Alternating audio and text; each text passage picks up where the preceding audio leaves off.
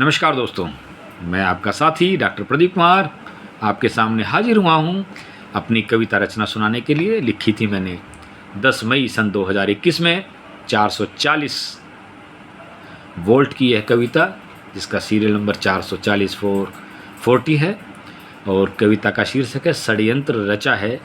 यह भी कोरोना की झलक को प्रदर्शित करती है और उसमें जो लोगों का एक षड्यंत्र सामने आया था अखबारों के माध्यम से, उस पर लिखी ये कविता है कि देश में चारों ओर हाहाकार मचा है, मौत कर रही तांडव, कोई कोई बचा है। सत्ता लोलुपता ने मानवता को डस लिया, इंसान मारने के लिए नया खेल रचा है। लाशें लग रहीं जलने को लाइन में।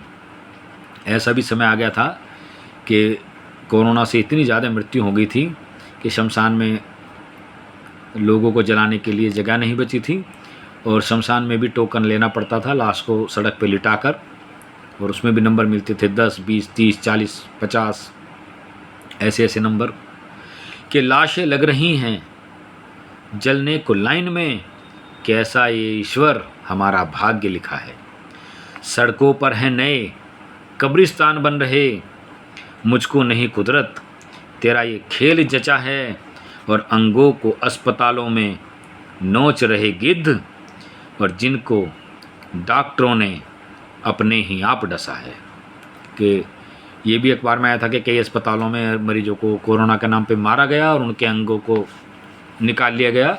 और डर के मारे लोग ये भी नहीं देखते थे कि परिजन जो आया है उसके बस उसको जला देते थे कि उसमें कुछ है या नहीं है।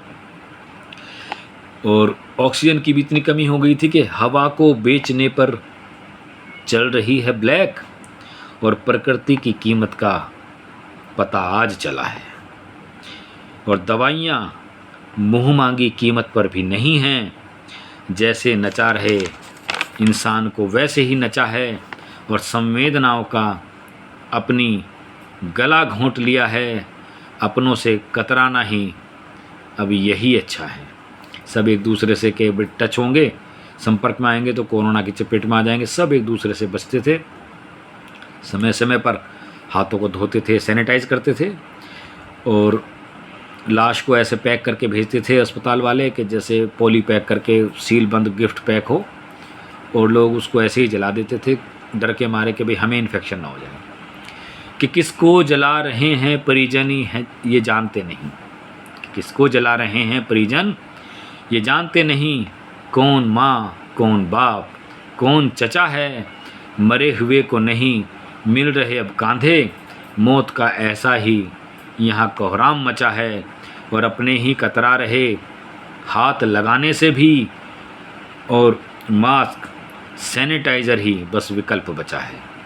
और अंतिम दो पंक्तियाँ कि मृत्यु को बस एक संख्या में गिन रहे, मृत्यु को बस एक संख्या में गिन रहे, और प्रदीप इंसान ने ही अलग ये षड्यंत्र रचा है। प्रदीप इंसान ने ही अलग ये षड्यंत्र रचा है।